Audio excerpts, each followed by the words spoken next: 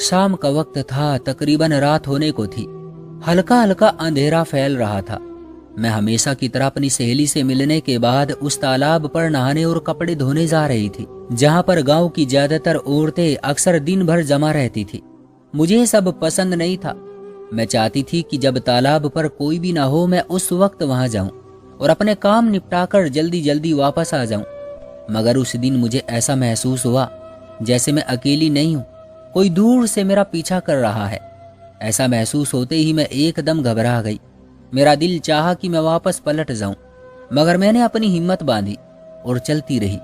तालाब के थोड़ा ही करीब जाकर रुकी थी कि मुझे अपने पीछे वो वजूद नजर आया जो न जाने कब से मेरा पीछा कर रहा था। मैंने पलटकर देखा तो उसने खुद को काली चादर में लपेट रखा था। मैंने डरी हुई नजरों से उसकी तरफ देखा तो उसकी खौफनाक आंखों में मुझे अजीब सा रहस्य नजर आया। मैंने वहां पर रुकना सही ना समझा और घर की तरफ दौड़ लगा दी। तभी वो हंसता हुआ मेरे पीछे आया। शायद वो मुझसे बात करना चाहता था। तभी उसने 2-3 बार मेरा नाम भी पुकारा, मगर मैं उस वक्त इस कदर डर चुकी थी कि मैं वहां 1 सेकंड भी न रुकी और बगैर सांस लिए भागती रही। यहां तक कि मैंने घर आकर सांस लिया। माँ ने मेरी ये बिफरी हुई हालत देखी तो वो भी डर गई। बेटी, क्या हुआ है तुम्हें? तुम इस कदर घबराई हुई क्यों हो? मैंने तुम्हें मना किया था ना कि शाम के वक्त बाहर ना जाया करो। मैंने हाँफते कांपते माँ को सारी बात बता दी। माँ ने मुझे अपनी आगोश में छुपा लिया और कहने लगी, बेटी, उस तालाब पर दोबारा मत जाना। वहां तू नहाने भी ना जाया कर। अब तू बड़ी हो गई है। यहाँ जो भी लड़की जाती है वो कुंवारी हो या शादीशुदा, गर्भवती हो जाती है और तू अभी छोटी है, इन बातों को नहीं समझेगी। आइंदा उस तरफ ना जाना। माँ की बात सुनकर मुझे अजीब सा लगा। माँ, क्या तालाब पर जाने से मुझे बच्चा होगा? मैंने नासमझी से माँ की तरफ देखकर पूछा। हाँ मेरी बेटी, ऐसा ही है और इसे मजाक मत समझना। अगर तू वहां जाएगी तो बिन बच्चे की माँ बन जाएगी। ऐसा पहले भी औरतों के साथ हो चुका है। अगर मेरी बात मान लेगी तो फायदे में रहेगी। माँ की बात सुनकर मैं हैरत से उन्हें देखती रही।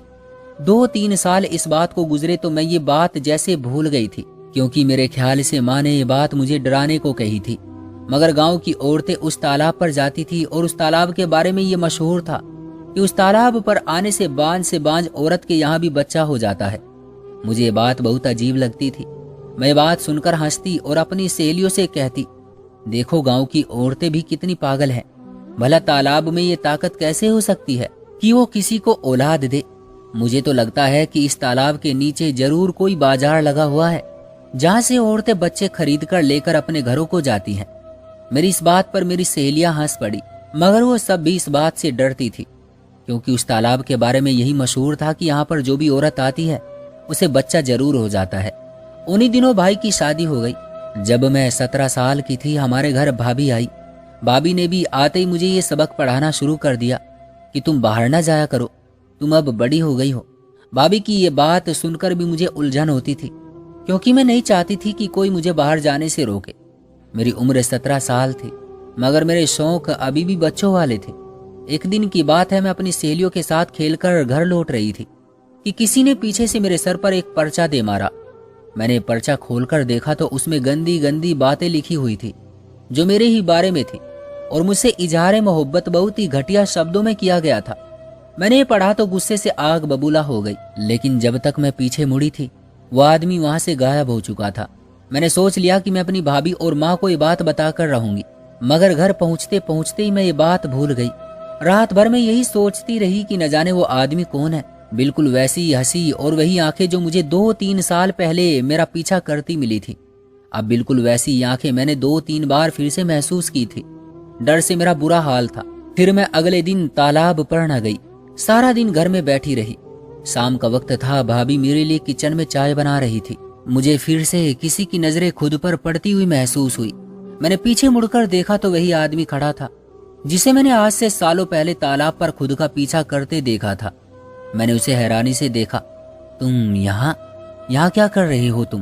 बदतमीज इंसान, तुमने अभी तक मेरा पीछा नहीं छोड़ा। मैं अच्छी तरह समझती हूँ कि तुम क्या चाहते हो। मैं उस आदमी पर बरस पड़ी, मगर उसकी हंसी में और उसके सुकून में कोई फर्क नहीं आया। मैं गैलरी में मौजूद थी, जहां वो अपने हाथ अड़ाकर खड़ा हो गया ताकि मैं वहां से जा ना सकूं। तब उसने बहुत ही खौफनाक आवाज में मुझसे जो बात कही वो सुनकर मेरे कदमों तले से जैसे जमीन ही सरक गई। एक बात तुम कान खोलकर सुन लो, तुम मेरी हो और मेरी ही रहोगी। अगर तुमने किसी और का होने की कोशिश की तो मैं तुम्हें किसी के काबिल नहीं छोड़ूंगा। उस आदमी की इस बात से मेरे तन बदन में आग लग गई। तुम होते कौन हो मुझे मेरे ही घर में धमकाने वाले? मैं अभी मम्मी और भाभी को बताती हूँ, वो तुम्हें ऐसा सीधा करेंगी कि तुम याद रखोगे। उस आदमी ने मेरी तरफ मुस्कुरा कर देखा और मेरा रास्ता छोड़ दिया। मैं चीखती हुई माँ के पास पहुंची। माँ, घर में चोर घुस आया है, आप जाकर देखो और भाई को भी बुला लो। मैंने सब घर वालों को शोर मचाकर इकट्ठा कर दिया। सब गैलरी में गए, वहां पर कोई भी न था। मुझे सब लोग शक की नजर से देखने लगे, जैसे वो मुझे दिमागी मरीज मान रहे हों। मैंने सबको यकीन दिलाया कि वो यहीं पर था, मगर किसी ने मेरी बात का यकीन नहीं किया। सब घरवालों से डांट खाकर जब मैं माँ के कमरे में आई तो मेरी हैरत की इंतहा ना रही, क्योंकि वो आदमी वहीं बैठा था। मुझे तो अब अपनी आंखों पर शक होने लगा कि कहीं मैं भूत प्रेत के चक्कर में ही ना पड़ गई हूँ, क्योंकि थोड़ी देर पहले मैंने इसी आदमी की शिकायत की थी, मगर किसी ने भी उसे कुछ न कहा। मैं अभी उन्हीं सोचों में गुम थी कि भाभी कमरे में दाखिल हुई। माँ तो पहले ही पास बैठी कोई काम कर रही थी। भाभी ने उस आदमी को चाय थमाई और उससे हालचाल पूछने लगी। तब मुझे एहसास हुआ कि ये व्यक्ति कोई और नहीं बल्कि मेरी ही भाभी का रिश्तेदार है। बाद में भाभी ने बताया कि वो उनका सगा भाई है। ये सब सुनकर मेरी तो परेशानी में और बढ़ोतरी हो गई थी, क्योंकि ये व्यक्ति तो मुझे पहले से ही जानता था। अब शायद मेरी जिंदगी तबाह करने ये मेरे घर तक पहुंच चुका था और उसे तो कोई रोकने वाला भी नहीं था। भैया तो पहले ही अपनी पत्नी के गुलाम थे। उनके मुंह से पत्नी के लिए कोई बात निकलवाना मुश्किल ही नहीं, नामुमकिन भी था। इसलिए मैं खामोश रही और इस बात का जिक्र किसी से नहीं किया। माँ से कहती तो वो खामखा परेशान हो जाती, इसलिए मैं चुप रही। मगर ये बात इतनी हल्की न थी जितना मैंने समझ लिया था। अगले दिन मैं अपने कमरे में बैठी थी कि भाभी मेरे पास आकर कहने लगी, तुमको एक बात बतानी थी, अगर तुम किसी को ना बताओ तो, और वादा करो कि उस बात को तुम खुद तक रखोगी। मैं परेशान सी हो गई। मेरे ख्याल में भाभी का कोई खुद का राज था जिसमें वो मुझे हमराज बनाना चाहती थी, मगर उन्होंने जो बात कही वो बिल्कुल अलग थी। कहने लगी, मैं अपने भाई का रिश्ता तुमसे करना चाहती हूँ। वो तुमको बहुत चाहता है, 3 सालों से तुम्हारा पीछा कर रहा है। उसने तो मेरी शादी पर भी इसलिए ऐतराज न किया जब उसे पता चला कि तुम माहिर की बहन हो, वरना वो तुम्हारे खानदान को पसंद नहीं करता था। उसने तुम तक पहुंचने के लिए कई रास्ते बनाए। अब तुम मना मत करना, वरना वो जुनूनी है और वो तुम्हारे लिए कुछ भी कर गुजरेगा। भाभी की बात सुनकर मुझे डर सा महसूस हुआ। मैं उनके भाई से हरगिज शादी नहीं करना चाहती थी, मगर वो यही सोचती थी कि उनका भाई मुझे दिलो जान से चाहता है। मुझे तो अब घर आते हुए भी अजीब सी उलझन होने लगी। मैं ज्यादातर अपनी सहेलियों के साथ बाहर रहती। घर आती तो भाभी एक ही बात का रोना लेकर बैठ जाती। वो कहती कि मेरे भाई से शादी कर लो, वो तुमको खुश रखेगा। एक दिन की बात है, मैं अपनी सहेलियों के साथ तालाब पर खेलने के लिए चली गई। वो सब तो कपड़े धोकर अपने अपने घरों की तरफ चल पड़ी। न जाने मैं किस सोच में गुम थी कि मैं वहीं बैठी रही। शाम का अंधेरा फैलने लगा तो मुझे एहसास हुआ कि मैं घर से कितनी दूर आ गई हूँ। तभी मेरी नजर सामने बैठी एक औरत पर पड़ी, जो न जाने कब से वहां बैठी हुई मुझे देख रही थी। उसने मुझे देखा तो कहने लगी, बेटी, ये तुम किस हाल में अपने घर जा रही हो? इस वक्त तो तुम्हें इस तरह इन कपड़ों में घर नहीं जाना चाहिए। मैं अभी तुम्हारे घर के रास्ते से होकर आ रही हूँ। मैंने कुछ मेहमानों को तुम्हारे घर की तरफ जाते देखा था। अगर तुम इस हालत में गई तो वो न जाने तुम्हें क्या क्या बातें सुनाएंगे। मैंने अपने कपड़ों की तरफ गौर से देखा तो सच में ही मेरे कपड़े मिट्टी और कीचड़ के लगने की वजह से बहुत गंदे हो रहे थे। मैंने सोचा कि मैं यहीं बैठकर अपने कपड़े धो लेती हूँ, घर जाने तक सूख जाएंगे। बेटी, तुम यहीं पर रुको, मैं तुम्हारे लिए कपड़े निकालती हूँ, मेरे पास बहुत सारे जोड़े हैं, उस औरत ने कहा और अपने हाथ में पकड़ी पोटली को खोलने लगी। मैं हैरत से उसे देख रही थी, क्योंकि मैंने उस बुढ़िया को आज से पहले कभी नहीं देखा था और ये मुझे नए कपड़े देने पर तुली हुई थी, जबकि मेरे पास पैसे भी नहीं थे। मैंने उस औरत को ऐसा करने से मना कर दिया तो उठकर मेरे पास आ गई। अरे तू मेरी बेटी जैसी है, मैं साथ वाले गांव से आई हूँ, यहाँ पर मैं कपड़े बेचती हूँ, मगर तुम मुझे अपनी बेटी जैसी लगती हो, इसलिए तुम्हें कपड़े देना चाहती हूँ। अब घर जाओ और यही कपड़े पहनकर जाना, वरना तुम्हारा असर बहुत बुरा पड़ेगा। उस बुढ़िया की बात मानकर मैं तालाब के साथ ही बने उस बाथरूम में चली गई, जो यहाँ पत्थरों से बनाया हुआ था, और उसमें अक्सर औरतें अपने कपड़े बदलकर तालाब में धो लेती थी। साथ ही नहाने का बंदोबस्त भी मौजूद था। मैंने कपड़े बदले तो मुझे सुकून सा महसूस हुआ। मैं उस बुढ़िया का धन्यवाद करके अपने घर के रास्ते पर चल पड़ी। मुझे रास्ते में यही ख्याल तंग कर रहे थे कि वो बुढ़िया कौन थी और उसने मेरी मदद क्यों की। खैर, मैं घर पहुंची तो ये देखकर मेरी हैरत की इंतहा न थी कि घर में कोई मेहमान नहीं बैठे हुए थे, बल्कि पहले से भी ज्यादा खामोशी थी और शायद माँ बाबा कहीं बाहर गए हुए थे। मुझे उस बुढ़िया की बात बार बार याद आने लगी जिसने मुझसे कहा था कि तुम्हारे घर मेहमान आने वाले हैं, तुम्हारा असर अच्छा पड़ेगा, इसलिए ये कपड़े पहनकर जाओ। मैं हैरान परेशान सी अपने कमरे में गई। देखा तो कमरे में पहले से भाभी मौजूद मेरा इंतजार कर रही थी। उनकी नजर आते ही मेरे कपड़ों पर पड़ी। ये क्या, तुम तो कोई और कपड़े पहनकर गई थी, ये कहाँ से लाई हो? मुझे एक औरत ने दिए हैं। वो कह रही थी कि तुम्हारे कपड़े गंदे हो गए हैं, इसलिए ये पहन लो। सही किया उसने, भाभी ने अजीब से अंदाज में कहा और मेरे कमरे से निकल गई। इस बात का मतलब मुझे आज तक समझ नहीं आया। बहरहाल मेरी तबीयत 2-3 दिन गुजरे थे तो कुछ अजीब सी होने लगी। मैं ये सब नजरअंदाज करती गई, मगर फिर जब मेरे पेट में दर्द लगातार बढ़ा और तबीयत बोझल रहने लगी तो मैंने माँ को बताया। माँ भी मेरी बात सुनकर कहने लगी कि तुम्हें अस्पताल लेकर जाऊंगी, क्योंकि ये परेशानी अब हमारे वैद्य के सुलझाने की नहीं है। माँ अगले ही दिन मुझे शहर की लेडी डॉक्टर के पास लेकर गई। तब लेडी डॉक्टर ने माँ को वो खबर सुनाई जो सुनने के बाद कोई भी माँ अपने होश खो देती है। माँ ने मुझे हैरत से देखा, जैसे उन्हें इस बात पर यकीन न आ रहा हो कि मैं प्रेग्नेंट हूँ, और वो भी बिना शादी के, जबकि मेरा दिल जानता था कि मैंने आज तक अपनी हदों को पार नहीं की थी और फिर मैं इस तरह की कोई कल्पना भी नहीं कर सकती थी। माँ मुझे जूता लेकर मारने पीटने लगी। बता कहाँ अपने माँ बाप की इज्जत को काला करके आई है।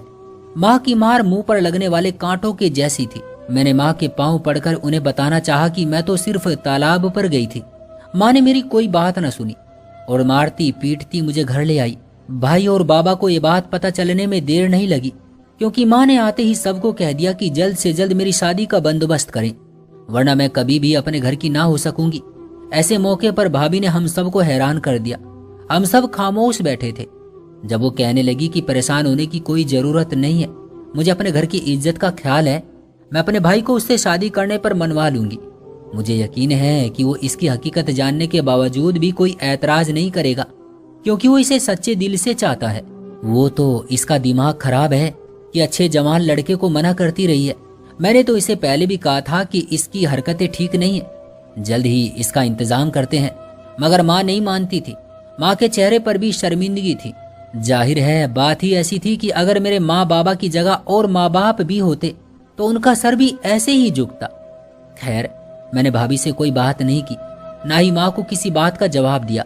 मैं ऊपर वाले से प्रार्थना कर रही थी कि वो मेरे चरित्र को सही साबित कर दे, क्योंकि ना मैंने होशो हवास में और ना ही बेहोश होकर कोई ऐसा काम किया था कि मेरे माँ बाप की इज्जत पर कोई उंगली उठाए।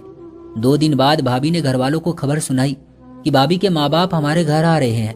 मेरा तो दिल ही टूट कर रह गया था, क्योंकि मैंने हमेशा अंकित को नफरत की नजर से देखा था। उसका चरित्र गिरा हुआ था और उसकी बातें ऐसी थी कि उसको 2 मिनट भी बर्दाश्त करना मेरे लिए मुश्किल काम था। मगर मैं अपने माँ बाप की खुशी के लिए चुप हो गई। मैं जानती थी कि अब घर में मुझे कोई भी स्वीकार नहीं करेगा, इसलिए खामोशी से मैंने शादी का जोड़ा पहन लिया और शादी की सारी रस्में पूरी कर दी। यहाँ तक कि मेरी डोली उठ गई, जो डोली कम और अर्थी ज्यादा थी। मैं आंसू बहाती अंकित के घर आ गई, मगर एक बात मेरी समझ से बाहर थी कि अंकित ने कभी भी मुझसे न कोई सवाल किया, ना ही उसने मेरे गुजरे हुए कल के बारे में पूछा कि मेरे साथ ये सब कैसे हुआ और इस बात की हकीकत क्या है। अंकित की बातें नाकाबिले यकीन थी और उसका रवैया मेरे साथ ऐसा था जैसे वो मुझे हद से ज्यादा चाहता हो। मुझे भी उस पर यकीन आने लगा था। मैं सब कुछ उसकी मोहब्बत में बुला बैठी कि शायद अब वो मुझे चाहने लगा है। उसने मुझे अपनाया है, मेरी गलतियों को माफ किया है। जो समाज की नजर में गलती थी, जो भरोसा मुझ पर किसी ने ना किया, वो भरोसा अंकित ने करके अपनी मोहब्बत को साबित कर दिया था। खैर, रिश्ता जितना भी खूबसूरत हो, उसमें लड़ाई झगड़े और नोक झोंक होना एक मामूली सी बात है। एक दिन मेरी और अंकित की किसी बात पर थोड़ी सी लड़ाई हुई। तब अंकित के तेवर ही बदल गए और वो बहुत गुस्से में आ गया और मुझे कहने लगा कि मैं अगर तुम्हें हासिल कर सकता हूँ तो जमाने भर में तुम्हें बदनाम करके अपनी मोहब्बत की भीख भी दे सकता हूँ। तुम्हें एक बार फिर बदनाम कर सकता हूँ। उसके शब्द मेरे दिमाग में जैसे कैद हो गए। फिर उसने बाद में 1000 बार कहा कि वो मजाक कर रहा था, मगर मेरे दिमाग में उसका लहजा बैठ गया था। अब मैं सच जानने की तमन्ना करने लगी थी। मैं जानना चाहती थी कि आखिर मेरी बदनामी के पीछे अंकित का क्या हाथ था। मैंने भाभी से भी पूछने के लिए बहुत कोशिश की, मगर मुझे किसी ने न बताया। मैं अपने भगवान से प्रार्थना करने लगी कि वो ही मुझे कोई रास्ता दिखा दे। मैंने दिन रात ऊपर वाले से प्रार्थना की और मैंने ऊपर वाले से हर बार सिर्फ एक ही प्रार्थना की कि वो सच को मेरे सामने ले आए। तब एक दिन न जाने मेरे दिमाग में क्या आया कि मैं उसी तालाब के पास दोबारा चली गई और उस तालाब को ध्यान से देखने लगी। फिर मुझे लगा कि तालाब के पार वही औरत बैठी हुई है जो मुझे आज से कुछ साल पहले मिली थी। मैंने हैरत से उसे देखा। अब तो मैं 2 बच्चों की मां बन चुकी थी, मगर उसका हुलिया अजीब सा था। वो बहुत परेशान और बेसहारा सी लग रही थी। मैंने उसकी तरफ गौर से देखा। उसने भी मुझे पहचान लिया और वो दौड़ती हुई मेरे पास आई। मैं अपनी जगह से हिली तक नहीं। वो मेरे आगे हाथ जोड़ती मेरे सामने बैठ गई। उसकी आंखों से आंसू बहने लगे, जैसे वो मुझसे माफी मांगना चाहती हो। मैंने उससे पूछा, क्या बात है, तुम ऐसा क्यों कर रही हो? कहने लगी, बेटी, मैंने आज से कुछ साल पहले तेरे साथ जो बुराई की थी उसका नतीजा आज तक भुगत रही हूं। मुझे तेरे बारे में कोई हकीकत पता नहीं थी, बस मैंने वही किया जो मुझे बताया गया था। लेकिन वो सब मैंने पैसों की खातिर किया था। याद है, मैंने कुछ साल पहले तुम्हें कपड़े दिए थे और कहा था कि इन्हें पहन लो, उनके पहनने से तुम्हारा मेहमानों के सामने अच्छा असर पड़ेगा, क्योंकि तुम्हारे घर में कुछ मेहमान आ रहे थे। वो कपड़े तुमको मैंने नहीं दिए थे, मुझे तुम्हारी भाभी ने दिए थे। मुझे उस वक्त ये भी नहीं पता था कि ये तेरी भाभी है। उसने मुझसे यही कहा कि तुम मुझसे पैसे ले लो और ये कपड़े फला लड़की को दे देना, इससे वो तुम्हें अच्छा समझेगी और मुझ पर शक भी नहीं करेगी। तुम मुझसे जितने चाहे ले लो। मैंने तुम्हारी भाभी से वो पैसे ले लिए और तुम्हें वो कपड़े पहनने को दे दिए, मगर मैं नहीं जानती थी कि उस सब के पीछे तुम्हारी बर्बादी छुपी है। तुम्हारी भाभी ने बाद में मुझे और पैसे दिए क्योंकि उसका काम आसानी से हो गया था, मगर आज तक मैं अपने जुर्म पर खुद को कोसती हूँ। मुझे पता है कि वो सब जो मैंने किया था वो एक जुर्म था, मगर भगवान के लिए मुझे माफ कर दो। मैं अपने हिस्से की सजा काट चुकी हूँ। उस औरत की बात सुनकर मैं हैरान रह गई। मैंने सोचा भी नहीं था कि तुम्हारी भाभी इस कदर खतरनाक इरादों की मालिक होगी। खैर, मैंने उसे दिल से माफ कर दिया है, क्योंकि ऊपर वाले ने मुझे मोहब्बत करने वाली और मेरी हर बात मानने वाली औलाद जो दी है, जिसके लिए मैं ऊपर वाले का जितना धन्यवाद करूं वो कम है। मगर भाभी ने ये सब कैसे मुमकिन बनाया, आज तक मेरी समझ में नहीं आया। कभी कभी लगता है कि माँ को उस डॉक्टर ने गलत इन्फॉर्मेशन दी, और कभी लगता है कि ये सब जो हुआ वो केवल एक इत्तेफाक नहीं, बल्कि भाभी की सोची समझी साजिश थी। ईश्वर की भक्ति ने मुझे इतना सब्र दे दिया कि मैं उन पापियों को माफ कर सकूं जिन्होंने मेरी जिंदगी तबाह की, मगर ये सवाल मेरे दिमाग से कभी नहीं निकल सकेंगे। दोस्तों, क्या ख्याल है आपका इस कहानी के बारे में? कमेंट बॉक्स में हमें जरूर बताइएगा। वीडियो को लाइक करके चैनल को सब्सक्राइब कर लीजिएगा ताकि आने वाली वीडियो आपको तुरंत मिले। मुझे दीजिए अगली वीडियो तक इजाजत, तब तक के लिए धन्यवाद।